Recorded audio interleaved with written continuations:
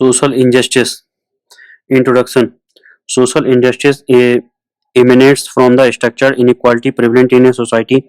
Inequality at one refers to incapacity to acquire entitlement as citizens, goal achievements, and material advancement due to social discrimination and differentiation on account of social stationing of persons, such as we find in the case of caste system as practiced in India, racial discrimination as performed in the West societies, exclusionary identity politics inspired by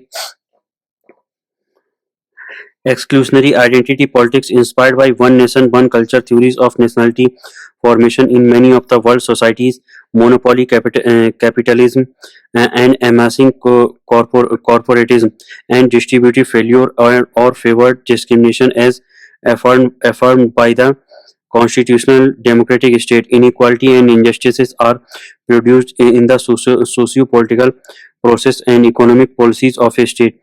Exclusion in its every dimension appears to be prime factor in causing social injustice. Exclusion intrinsically involves unequal access to liberty, freedom, and justice. It is at once linked to identity politics and economic discrimination. Freedom of choices is hardly available to socially excluded groups. Marginalization causes deprivation and denial of opportunity to equal access to life changes. The cyclic disadvantage unfolds where people fail to be at their best. The logic of injustice is deeply rooted in the market theory of capitalist development, where a desired view of luck is propounded to justify discrimination in the distribution of benefits of development. It is in this background that we will try to delineate and develop factorial explanation to the theories of injustice. We need to understand that social injustice prevails not only because of its historical linkages with social structure, but also because of the value failure of democracy as principle of mutual tolerance or mutual acceptance of difference as the basis of social interaction and sharing of resources. The more we study the causes of social injustice, the more we are convinced that somewhere down the line there exists a developmental failure in terms of capacity building or generating and equalizing competing claims to equality of access to justice as fairness. Aims and objective. After reading this unit, you will be able to understand different theories and perspectives on the theories of justice, the primary structure and practices of social injustice in India, the logic and instruments of social injustice in India, causes of social injustice. As stated above, the phenomenon of injustice is directly proportionate to social structure and identity conflict in a society. Caste system has been historically structured in a manner as to privilege a few and deny the same on the sheer ground of biology of birth. Myth of purity and pollution determines social stationing of a person. Consequently, segregation is practiced in order to deny equal claims to entitlement. Social cultural exclusion, as pointed out in the Human Development Report 2004, are of two types. First is living mode exclusion, which denies recognition and accommodation of a lifestyle that a group would choose to have, and that insists that individuals must live exactly like all others in society. Examples include religious operations or the insistence that immigrants drop their cultural practices and language. Second is participation exclusion, when people are discriminated against or suffer disadvantage in social, political, and economic opportunities because of their cultural identity. Further writes that the two form of exclusion are practiced with varying degrees in every democracy and at the level of state policies, from observance of state holiday to its educational curriculum. The HDR 2004 further states that the living mode exclusion often overlaps with social, economic, and political exclusion through discrimination and disadvantage in employment, housing, schooling, and political representation. It has been convincingly argued that socio-cultural exclusion leading to participation exclusion is often linked to the various characteristics of the person involved, such as gender, ethnicity, and religion. As a matter of fact, social and cultural affiliation becomes basic basis of exclusion from participation in education or employment or political decision making. The discrimination in in the arena of states policies has cultural correlates, where denial of equal access to life changes is justified on ground of particular way of life. In other words, claim to equality and freedom is denied on the basis of social and cultural affiliations of the people. It is the particular lifestyle that is treated as substantive reason for underdeveloped development and backwardness of a particular group of people. Competence to access the to resources is prejudicially linked to luck or chance or and way life, but the goal of human development and democratic advancement cannot be achieved unless freedom to choose and the capability to live as one likes are duly acknowledged as state policy. Deprivation of freedom, including cultural freedom, takes many forms. So does discrimination that can lead to a loss of freedom. As discussed in this report, parts of the population can be subjected to discrimination in different spheres: political, social, economic, and cultural. The many dimensions of deprivation and of discrimination demand understanding the demand understanding the discussions between different, if interrelated, processes through which people's freedom are curtailed. The human development theory processes linking of freedom and social choices with human rights. As injustices require redistribution of resources, it is worthwhile to discuss different important theories of justice. Theory of justice, as stated above, injustices results from the distributive failure of benefits and burdens of economic activity. There are principally two modes of explanation. Number one, egalitarian principle, and number two, differential principle. The two differ on their respective stress on the principles of equality. While the former lays emphasis on for formal equality in the distribution of material goods, the latter does not strictly conform to strict equality, so long as the inequality uh, has the effect that the least advantaged in society are materially better off than they would be under strict equality. Interestingly, the egalitarian argument is premised on the theory of moral goods and absolute equality than material advancement through resource allocation.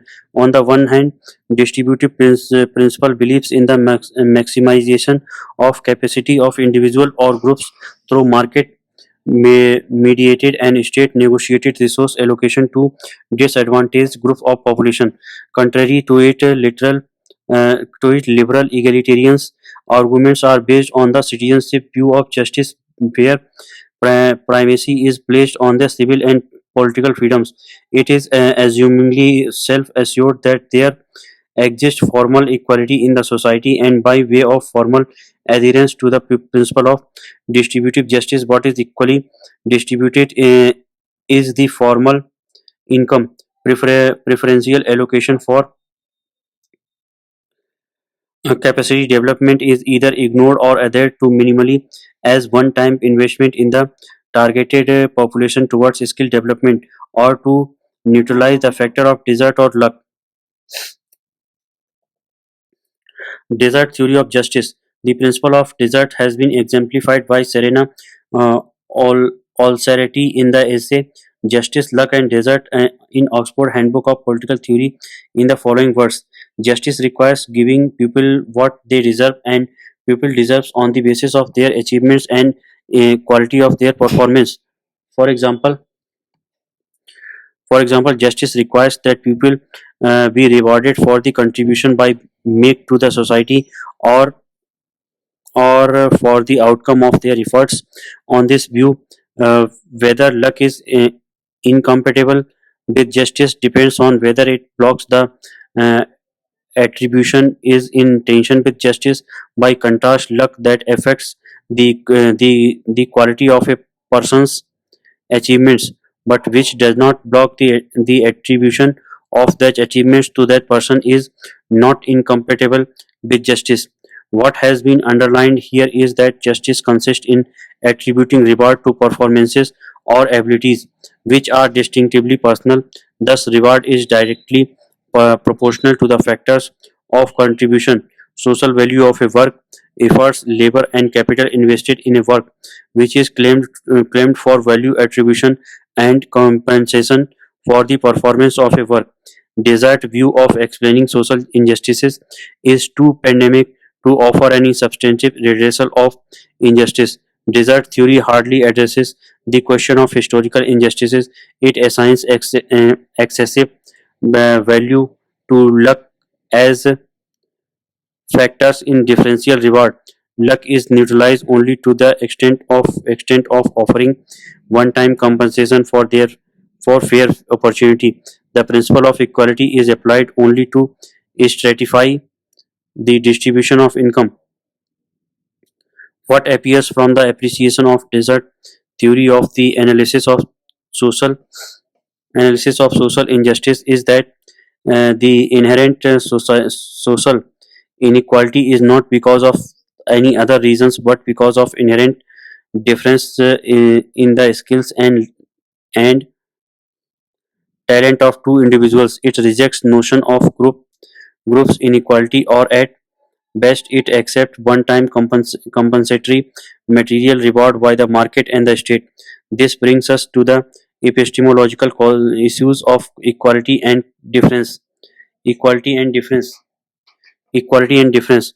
Equality as a positive concept would entail uh, equa- equalizing competence through upholding the principle of equality of opportunity and equal chance. Equality of opportunity would seek prevention of incompetence due to social discrimination and difference in material possession. In it therefore recommends for the affirmative state policies of justice, social, economic, and political. In this view, justice consists in equalizing chance to the achievements. Social background should not determine outcome of a person. Equality of opportunity would secure redistribution of resources in order to compensate some for social disadvantages in liberal dispensation. Equality of opportunity is redistricted to fine tuning of market resources. It hardly addresses the problem of structural inequality and freedom of choices.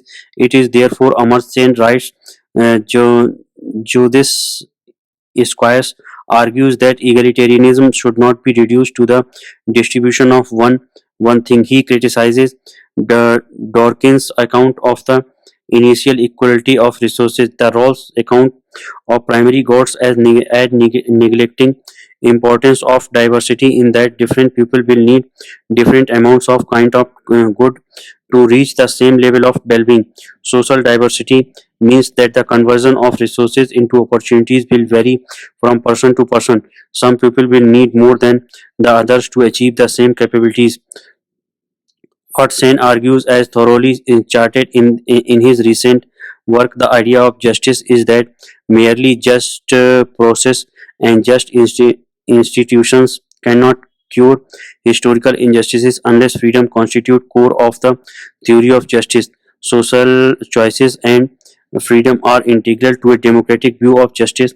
Freedom is valuable for at least two different reasons. First, more freedom gives us more opportunity to pursue our objectives, those things that we value. It helps, for example, in our ability to decide to live as we would like and to promote the ends and that we may want to advance. This aspect of freedom is concerned with our ability to achieve what we value, no matter what the process is through which that achievement comes about.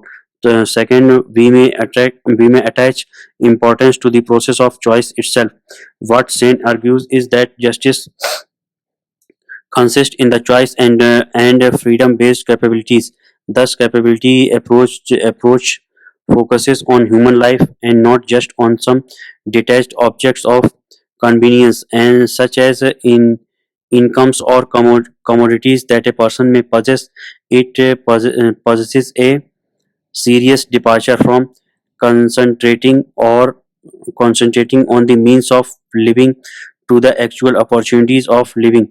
Capabilities theories advances the causes of plurality of choices than market driven instrumental equality.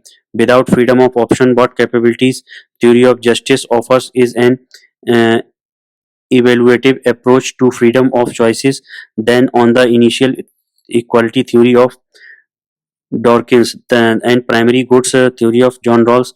For saying it is only through the plurality of reasoning forming an essential core of democracy that a global theory of justice can be propounded in everyday public reasoning. What shall be critically examined is not the just institutions but base and means of reducing injustices, incapacities and disabilities, and freedom of choices shall be rule of frame. However, the ideal situation or state of justice as propounded by Sen remains incomplete unless the just institutions and just public policies constitute essential parts of public reasoning and democratic discourse. It is precisely for this reason that Rawls' theory of justice still remains valid for an informed debate on social injustice. Rawls, Rawlsian principle. In a theory of justice, 1971, the political liberalism, Rawls proposes a ground design for political liberalism, where principles of liberty, equality, and justice are preferentially ordered in order to serve a larger objective of a just society. A grand philosophy of justice is well enunciated in his opening statement of the book, The Theory of Justice, where he writes, "Justice is the first virtue of social institutions, as truth is of systems of thought. A theory, however elegant of economical, must be rejected or revised if it is untrue. Likewise, laws and institutions, no matter how efficient and well arranged, must be reformed or abolished if they are unjust. Each person possesses an in an inviolability founded on justice that even the welfare of societies as a whole cannot override. For this reason, justice denies that the loss of freedom for some is made right by the sh- uh, greater goods shared by others. In a just society, the liberties of equal citizenship are taken as settled, and rights secured by justice are not subject to political bargaining or to the calculus of social interest. Being being first virtue of human activities, truth and justice are uncompromising, and a just society is one in which right rules, everyone accepts and knows that the others accept the same principle of justice, and the basic social institutions generally satisfy and are generally known to satisfy these principles. A just society can be built on none other than the following two principles of justice. First, each person is to have an equal right to the most extensive basic liberty compatible with a similar liberty for others. Second, social and economic inequalities are to be arranged so that they are both a reasonably expected to everyone's advantage and be attached to position and offices open to all. A theory of justice thus construed should be consistent with liberties of equal citizenship and equality of opportunities. All social, political, and economic authorities should accordingly be arranged In the first principle, Rawls conceives the inherent democratic liberty of each citizen to decide and to live accordingly what he considers as good interest, and thus has moral responsibility to accept the similar liberty of others. These basic liberties and rights are not founded on basic or natural rights. Rather, Rawls says the foundation is in the conception of the person and of the social cooperation most likely to be con- con- congenial to the public political culture of a modern democratic society. The second principle deals with the modalities of equality of opportunities and the distributive economic justice. The basic idea is to make society less unequal by initiating remedial measures to reduce initial difference in advantages, that the capacity to access development and power should be equalized. Thus, state embarking on policy to universal access to primary or secondary education or to health is part of a di- distributive stress of theory of justice. This initial equality to capacity building resources needs to be further balanced or reinforced by intervening policy of reducing inequality of resilient outcome. What are then achieved are everyone's continual benefits. This is done by a econometric formula of averaging capacity evaluating of individuals and social groups by taking out means of topmost and bottommost achievers in a given society. The distributive concern of above two principles primarily aim at mitigating social contingencies and luck that often lead to social injustices. Injustices then are not a simple discrimination, rather having a structural logic of denying advantages to those who do not have access to political control and economic resources. Rawls himself revisits his theory of justice and finds several ambiguities. One of them was failure to distinguish between a moral doctrine of justice, general in scope, and strictly a political conception of justice. Such shortcomings are supposedly rectified in his seminal work Political Liberalism 1993. Rawls restructures the two principles of justice as the following. Number one, each person has an equal claims to a fully adequate scheme of equal basic rights and liberties, which scheme is compatible with the same scheme for all. And in this scheme, the equal political liberties and only those liberties are to be guaranteed their fair value. Social and economic inequalities are to satisfy two conditions. First, they are to be attached to positions and offices open to all under conditions of fair equality of opportunity. And second, they are to the greatest benefit of the least advantaged member of society. Rawls further writes each of these principles regulates institutions in a particular domain not only in regard to basic rights, liberties, and opportunities but also in regard to their claims of equality. While the second part of the second principle underwrites the worth of these institutional guarantees, the two principles together with the first given priority over the second regulate the basic institutions that realize these values. What Rawls developed is the theory of justice as fairness with three core ingredients.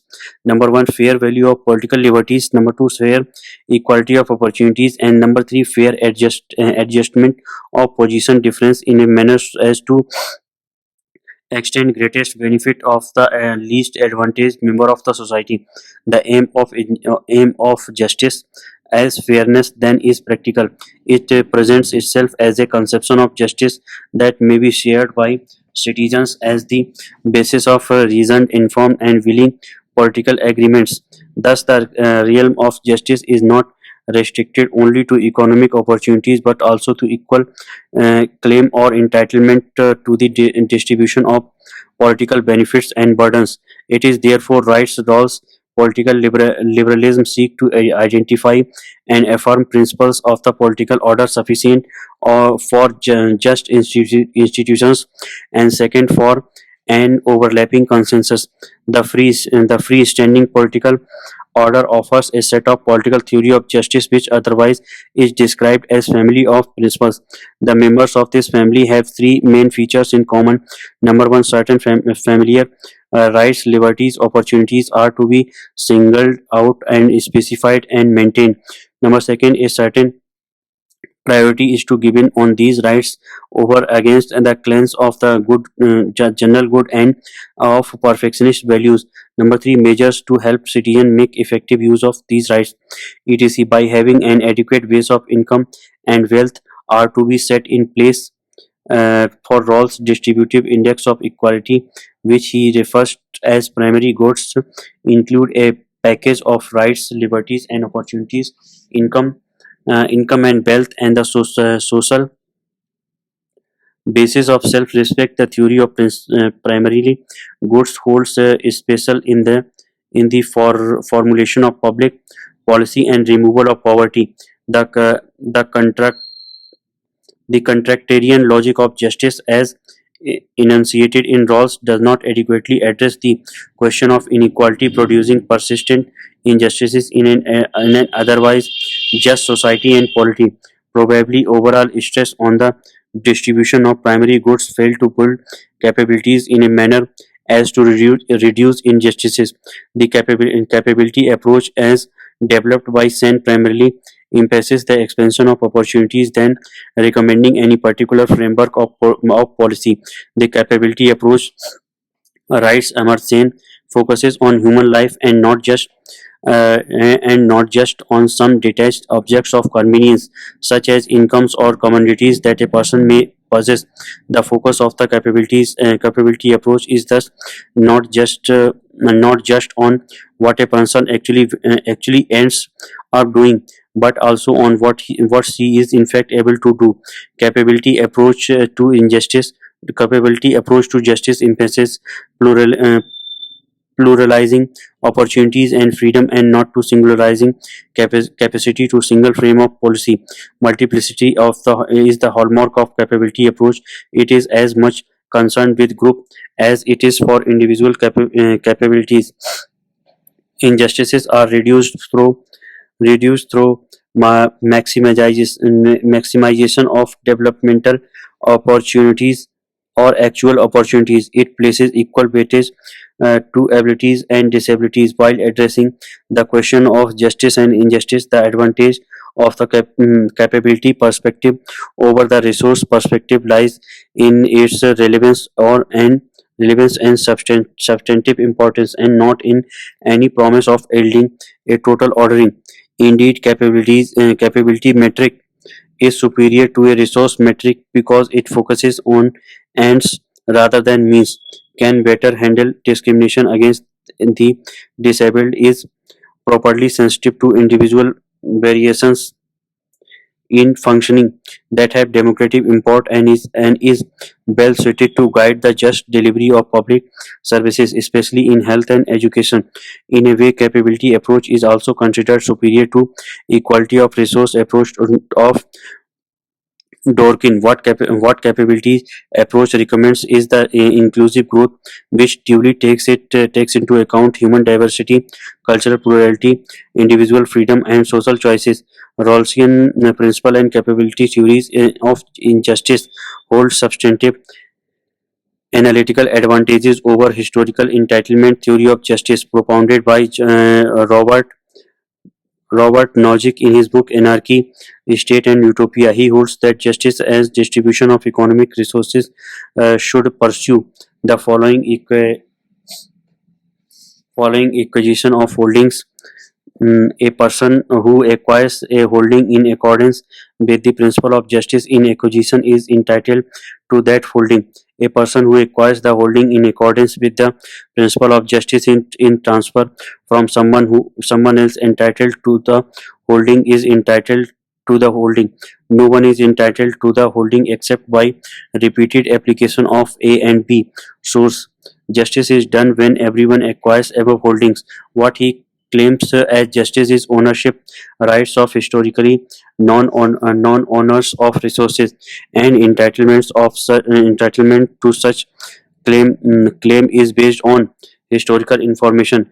Despite its relevance for distributive justice, entitlement theory fails to address the question of social injustices, which otherwise requires a blend of freedom and resource capabilities in order to equalize each to differential claims to development and ownership of self as manifested through living cultures and value diversities.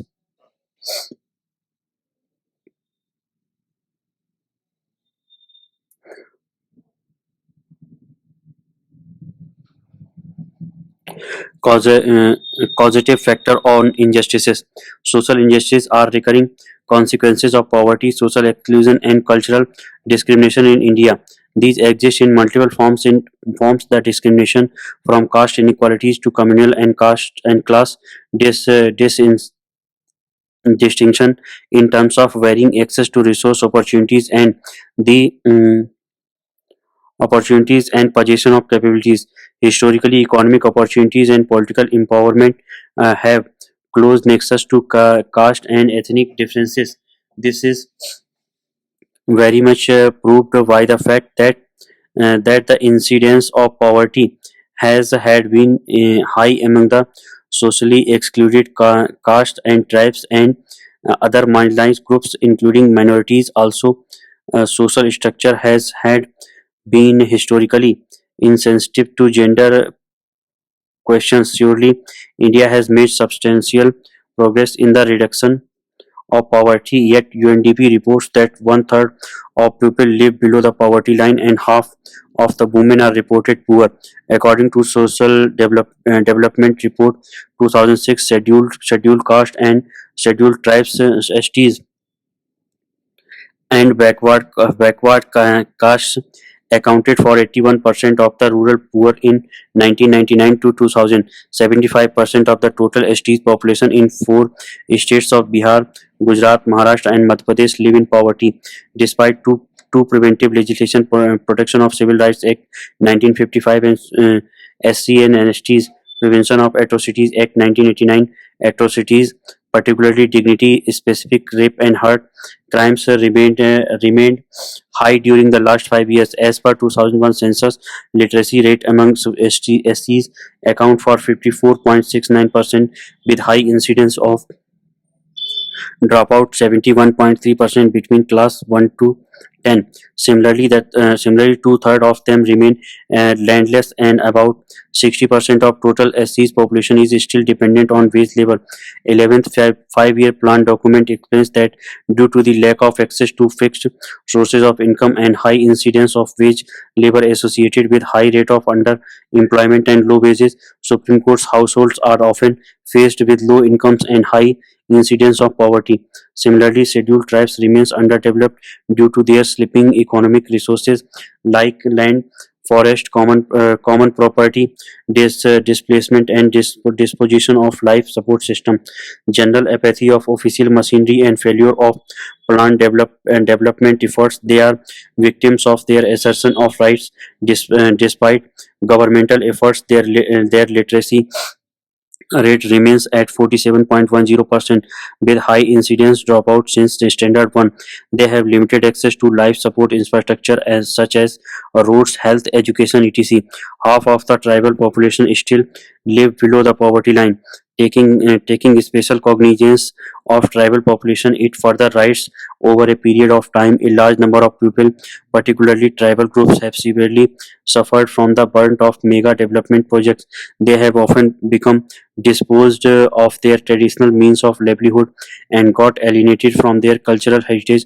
What is worse, they have been rarely popularly rehabilitated and resettled.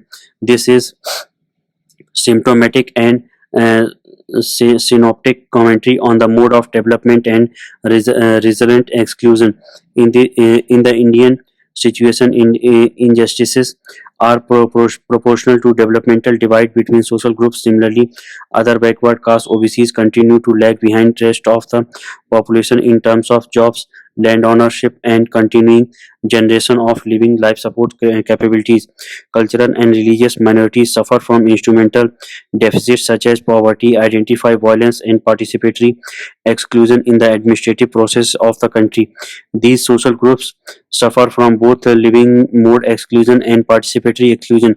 In the first mode, they are object of cultural arrogance and social discrimination, and in the second mode, they lack adequate opportunity of representation. Their exercise of rights and freedom are circumvented by absence of resource opportunities. One finds a deficit of capabilities and resources. They are subject to marginalization than being object of equal entitlements. Official official policy towards minorities broadly aims to enhance their opportunities for education, securing their equitable share in economic activities and employment besides generation of regular income to meet their life exigencies. Logic and instruments of justice in India. It has been fairly established that the Indian constitution best combines the Rawlsian and Saints perspective of justice. Freedom, social justice, and equality of opportunities synthesizes to produce an egalitarian, equitable theory of justice. Justice principle approaches both individual and group injustices. Discrimination in any form is constitutionally prohibited and legally upheld and executed. Freedom and equality of opportunities are best synchronized in the chapters on the fundamental rights and directive principles of state policies. Right to life has over the years been provided compendious expression in order to provide equal access to the fair opportunity principle of justice. If we carefully analyze the text of the constitution, it can be fairly concluded that the constitution provides a distinctive blueprint of measures to remedy both living mode and participatory exclusions. The Constitution fairly directs the state to generate capacity of the people to live life as they wish to live. It provides for both generalized and special principle of justice. Equality of claims as citizen is ensured to all without any resource to discrimination, and simultaneously special privileging and distribution of resources are made to that category of citizens who have historically and socially been subjected to exclusion, discrimination, and exploitation. The affirmative action has been an officially acclaimed principle of justice. It is worked out through the means of reservation and category specification of developmental process. The state is constitutionally mandated to bear the cost of distributive justice. State affirms to equalize capacity of disadvantaged group or to bring them at par with national average. Significance of reservation and instrument of equalizing capacity has been best summarized by the Supreme Court of India in Ashok Kumar Thakur versus Union of India 2006, where it writes reservation is one of the many tools that are used to preserve and promote the essence of equality so that disadvantaged group can be brought to the forefront in civil life. It is also the duty of the state to promote positive measures to remove barriers of inequality and enable diverse communities to enjoy freedoms and share the benefit guaranteed by the constitution. The ultimate objective of reservation policy is to bring people to a particular level so that there can be equality of opportunity. Equalization of capacity is the constitutional dictum of justice. Rational of affirmative action or positive discrimination or affirmative discrimination is to convert socially oppressed and economically marginalized groups into social assets, a collective pool of assets helping to enhance the opportunity structure, and in the process of converting people from liability to asset. Reservation performs multiple functions of restoring dignity and equalizing unequals. It is therefore policy of affirmative action begun by placing the assets of the better off in a collective pool, not for redistribution but to create the infrastructure that is needed to enhance the minimum set of resemblance necessary for substantive citizenship. With the help of this capital, socially valuable assets are now created in sites where there were none. Logic of justice as constitutionally enshrined is derivatively applied to select caste groups, SCs, OBCs, SCs and OBCs, tribal and ethnic groups, religions and cultural minorities, women and children, and differently abled persons. The advantage of reservation is rotated cyclically among the least developed and developed groups, or minimally capacitated persons are excluded from the advantages of justice. Benefits created, capacity is cyclically reviewed to sustain them as social capital. Capacity development follows sector specific policy assignment. Sector in this context refers to the index and infrastructure of human development as broadly outlined in UNDP reports. Thus, primary education is constitutionalized as basic rights which the state is bound to provide to each child. The economy is accordingly fine-tuned to make special grants for infrastructure development. Health schemes are launched to raise mortality rates and to make disadvantaged as able persons. Generative capacity is developed through skill development and different programs of Rozgar Yojana. Minimum employment guarantee schemes are put into effect to reduce poverty and to create physical assets of individual and society. Midday meal scheme is launched to prevent school dropouts. A scholarship is extended to minorities and girl children to retain them to study and enhance their capacity to engage in gainful employment. Social price special price shop is open to serve minimum calorie to poor to live a capable life. A special package is planned out to help minority to compete on equal terms with non-minority. Social justices are subject to legal pruning of denial of rights where people are extended state patronage to exercise their respective claims to entitlements. Further, the legal instruments are either being created when such laws do not exist. Prevention of Domestic Violence Act or modified several acts of CPC or CRPC in order to check violence and discrimination against excluded groups. Eventually, group specific institutions such as minorities commission etc with power to investigate, and in some cases civil and criminal jurisdictions have been established to focus on policy imperatives for justice and development. Human rights commissions at the national and state level have been established to democratize police power or the state and to protect rights of the group and individuals. It take cognizance of eventual deprivation of human rights of the people. Legal instruments have gone a long way to situate justice discourse in terms of entitlements of the dis, uh, disadvantaged groups and states' obligation towards its people. Legal reasoning is sanctified by the justice text for the Constitution. Political justice principally aims at enlarging participatory mode of decision making, which in other words mean recognition of people's right to self-government. This is recognition of right where people exercise their opinion or their option to live life as they choose to live. Right to vote and right to contest and get elected are being subjected to the principles of affirmative action, where seats have been reserved and reserved or are in the process of being reserved in the different instruments of governance such as local governments bodies, legislature, etc. The objective is to redefine authoritative allocation of values.